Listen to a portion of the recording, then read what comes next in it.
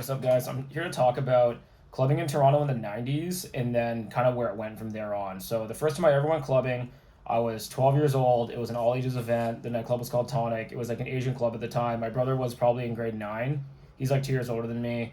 And he was going for his like birthday. He had all of his friends and everything like that. So, I put on my outfit at the time, which was probably like a Billabong shirt. I had this like necklace from like Blue Notes that was covered in seashells. I had a pair of Vans sneakers and I had shorts on, which you can't wear in the clubs most of the time. So we get to the door, and I'm with my two like white skateboarder friends who are wearing like one was wearing like a baseball hat. So we get to the door, and the promoter, she's probably, I don't know, the promoter's probably like 19, 20 or something. It's like some chick in a dress. She comes up. This is my first time ever being in a club line in my life, and it was like I think it was $20 to get in, which is crazy because like $20 to get in, like I think like I don't think that's changed in like 20 something years. Like now it's like $20 to get in the rest of these clubs, right? Or maybe even like 30 or 40 if it's a big DJ. So we get in line, and my brother and all of them show up. So I think we arrived early. So we get into the club, and this is Tonic nightclub. So they have like ceiling TVs because they didn't have like LEDs and projectors back in the day. So in early 90s Toronto, they would just put like these big projectors and these TV screens all over the ceiling. Like imagine like an array of like 30 TV screens on the ceiling, and then like the VJ would come and play porn on all of them because they didn't have like projectors or LED walls or anything. And then people actually used to dance in the club. So like you go in there and I'm buying balls of water for $2 because it's an all ages event, and the DJ was pretty sick, and it was all like 90s hip hop, 90s rap, and then like at the time like. We were all crip walking and stuff, and people would actually like open circles up. Like we do this thing where like everyone would go into the middle and everyone hold hands, and then we'd all push our hands apart like this and make a giant circle. And then people would actually come in and break and actually dance and stuff like that. And then we were like crip walking at the time, so we'd all crip walk battle people. And then I tried to dance with like one of my older brother's friends, and she like pushed me off, and she's like, "Get away from me, you creep," and stuff like that. So that's my first time, like trying to dance with some older chicks in the club and getting rejected. Story of my life. Um, yeah, and that was a super dope experience. And then my friend got kicked off for wearing a hat, and that was my first time learning about dress code. And I was really young. I was like 12. I was like probably in grade 7. And that was just like at that moment in time, I knew for the rest of my life that I wanted to like keep going to this type of stuff. Like it was so incredible, right? And this is really in the heyday. This is before they turned Peter and Richmond into condos. So that was really cool. And then the club I went to, so that was the very first one I went to. And then when I turned like 14, I think we went to Government Nightclub. Government Nightclub was crazy on the inside. It's this giant room, and they have like a giant terrace wrapped around the back, and then this acid lounge in the corner, which is some small room, and they put a DJ in there, and that's like the sketch out room. And then they have this other like kind of like jungle panther themed room because Charles Kabuth is really into like it's kind of like very luxurious, almost casino like Middle Eastern decor. And then Cool House was a giant concert venue, and then they had this giant like futuristic room with robots and everything that they installed in later. And the club was just enormous, and I just remember walking through there like completely exhausted, and we were just like walking in circles, and they would just tell us to like keep the traffic flowing in one direction and stuff like that. So that was my first time going there. That was crazy. That was in high school. Went to there was another club called Club 332 or something like that, and that was like a pitch black rave, and they're playing like electro house, and me and my friends are breakdancing in like Timberlands on the ground. It's like super heavy, and there's go-go dancers.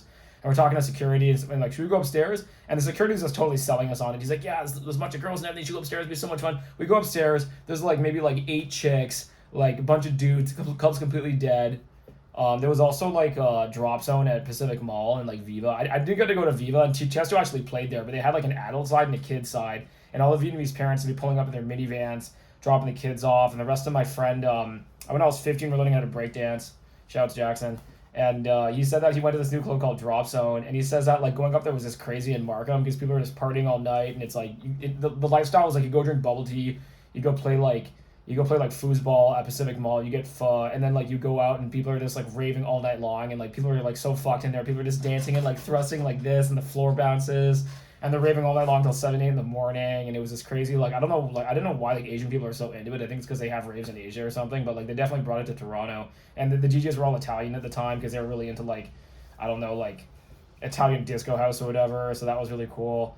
And then we got like a bit older. And then when I was 15, I was working at my grandfather's store in the summer, and like every 2 weeks I was allowed to go back down to Toronto and just like revisit it. So like when I was in grade 10, I had like a gang of chicks. I had a gang of Asian girls from my high school, and like we went clubbing at this club called Element, which is like a 5-story one. I'm not sure what it's called now. It might have been like I haven't been to Joker or Whiskey Saigon, any of these clubs. I'm too young for that, but. This club had like 5 stories, so we go in there. They had, and this is back in Toronto when they used to have like a trance room, a house room, like like a reggaeton room. So in Toronto, you get like a really wide variety of sounds from a really early age, and that's actually why when you meet people from Toronto, like we're pretty fluent. There are very few people from Toronto who like listen to rap and who haven't heard electronic music before, and like not everyone still doesn't really like it, but like the variety here was just tremendous, right? So I walk in with all these girls and everything, and like I think I'm the shit, and like I got my like I had a bit of money in my pocket, so I got like my fitted hat on and stuff like that, and I got like all my Rockaware and like whatever was cool in like 2013, like 2003.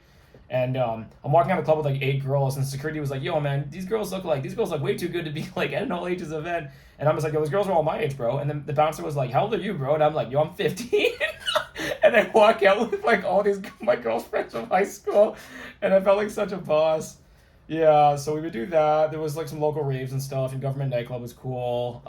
And some of the other places we went. I remember Fluid got shut down one time because the promoters told the other ones that like they had a gun, so like they shut down that event, and then they had to move the entire event to the basement of Fluid, which was like a basement with a bunch of mirrors. So they're partying there, and we're having a good time. Because when you're in high school, like you only get to go clubbing like once or twice a year. So when you go out, it's like a really big deal. Um, yeah, and then after that, I ended up working at the docks as a busser because my friend was a lifeguard there. So working at the dock, and then once I worked at the docks, it was just crazy because I started to see sort of like the ranking of like if you did this as a career. So like as you get older, there's like I met the managers who are all like 30s, 40s, and like I met some guys that were in their like mid 40s doing it, and I met like the older guys who were 28. And they seemed so mature and had so much life experience. And then I met a bunch of guys there who were probably like mid to like 20s, like still bussing and maybe like bar backing. Like no shade to anyone doing that, but like when you're like 17 and doing the same job as somebody else, you're like, I kind of don't want to end up doing this my whole life. Like I need to like, like, but hopefully by the time I'm that age, if I'm working here, I have like a management job or something. And they give us, we would never know exactly how much the tip money was, but like they would tip us out proportionally, and they tip us out for how much we think we're worth as well too. Like Carabana was the biggest weekend, and I think they tipped us all like per buster we got like $300, and there's probably like 20 to 30 of us, right? So they're tipping out like racks and racks, and the bartenders are working harder than us.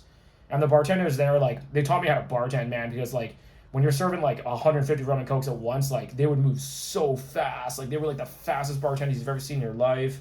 Yeah, so there was, I think at the time they called Docks, like, Sound Academy or something like that. So that Sound Academy, they had the upstairs wedding venue. We had corporate events. We had the swimming pool, golf range. It was really hard to get food on site. Unless you made friends with the kitchen people. Like I remember one of the craziest nights is when I saw like I was busing there. I'm 17. I'm about to like go to China for university for 2 years. So like I'm just, I'm like biking. I'm biking to work. I'm staying up till 5 in the morning. I've never like stayed that late my entire life. Swiss Beats came in, so every single week was great because it was just new music and events. But he was the most famous person that we were booked for. So we had Swiss Beats come in and it was packed. And then like he waited all the way to the end of the night to play his set. And I'm like, why is he making everyone wait till like 3:30 in the morning to play his set? Like we're gonna like get booted up for last call. And I started realizing the reason they do that is because after everyone sees him play his set, everyone else goes home. So the club would tell him to come on like at the very end. That way, like everyone buys drinks and everything, and the club generates the most amount of revenue to justify such a big booking. And I'm serving water in the back, and I'm a busser. I'm not even like a bartender, but I can grab people cups of water and stuff like that because I work there. And there's this T-Pain looking guy in the corner chilling with a girl. And I got them water, and he tipped me $5. And being tipped $5 at the time was such a big deal for me because I'm only getting paid like $8 an hour, right? Plus tip. I'm maybe 11 if I'm lucky. So that's like half an hour of work for $5. I was like super happy. And that's why when I go back to these places now, when I see bussers busting their ass, I always just give them a bit of money and be like, I used to do this job, I know what it's like, but it's a really fun job. And then this other guy came over to me, and he had this like he had the iPhone at the time, which was like that phone was like $1,100-$1,200, which is almost like a $2,000-$3,000 phone now. And he had a crazy watch on, and I'm like, dude, like man, that's a sick phone. Is that the new iPhone? He's like, yeah, it's the iPhone. I said, man, what do you do? And he looks at me, and he's like, bro, I work in the music industry. And that was like super inspirational for that. And yeah, I remember the first night we worked there, like I'm with this like black guy named JP who's from Haiti, and he's just like, all right, bro, screw this job, bro, let's get up on stage and dance with the chicks. So we put our bus bins down, and we're up on stage dancing with like all the girls on stage and everything, and security comes over, he's like, okay guys, don't make me tell you it again, that you're gonna get me fired if the management sees you guys dancing on stage, get your bins, get back to work. And I'm like, okay, sorry, bro. And some of the other bussers, like, there was a team of guys from Ireland, and these guys were like slacking like crazy, and they were like dancing with the girls and everything, and like they were just on vacation, they weren't really hustling that hard.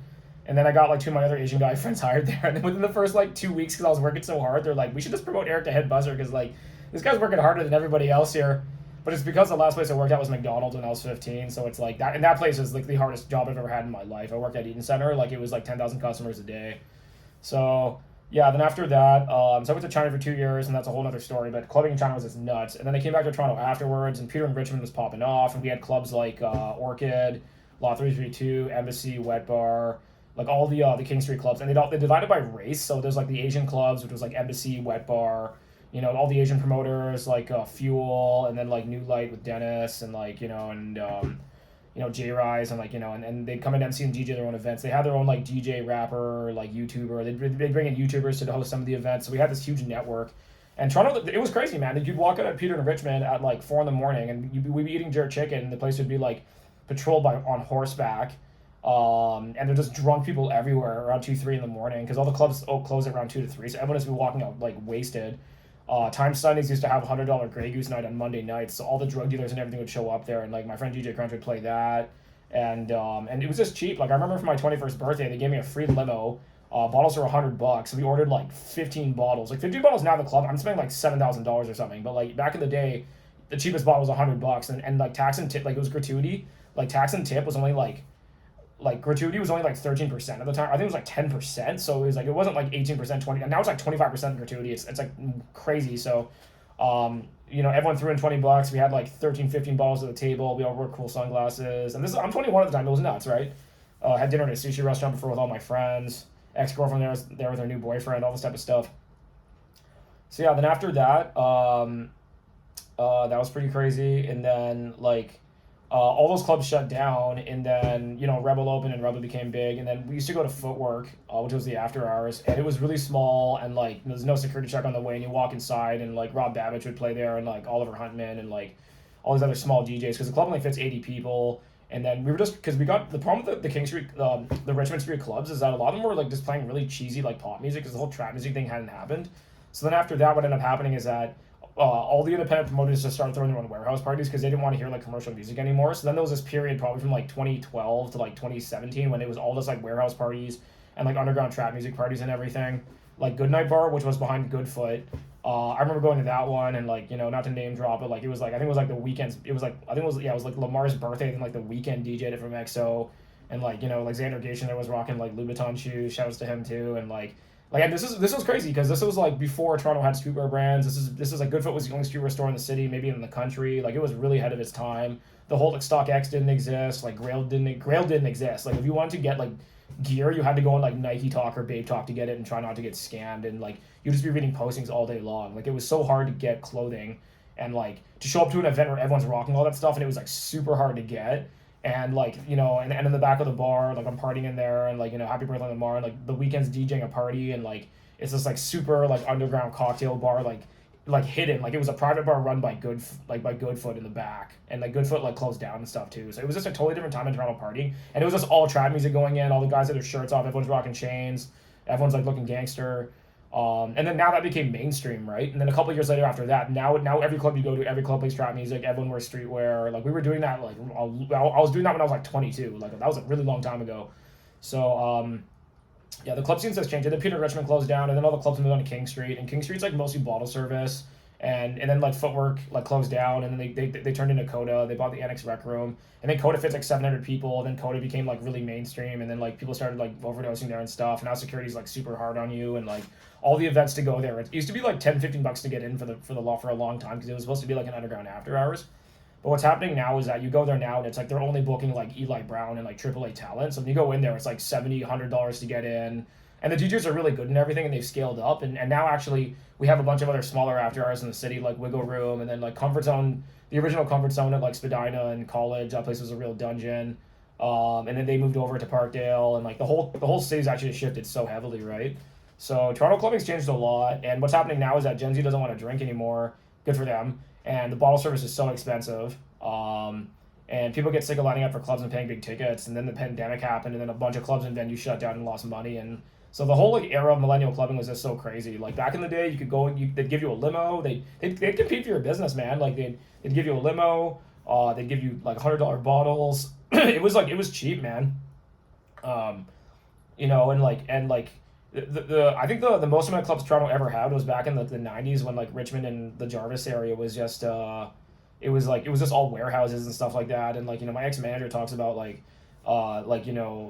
Whiskey Saigon and the Joker days, and the vibe was so different. No one was on their phones. There was no bottle service at the time. You would just go in there, and like people were macking on girls and like playing Biggie tracks. And like when I was 8 years old, I used to when my grandfather gave me my first radio, and I started turning on. And this is before MP3s, LimeWire, this is before CDs even. People were on cassette tapes.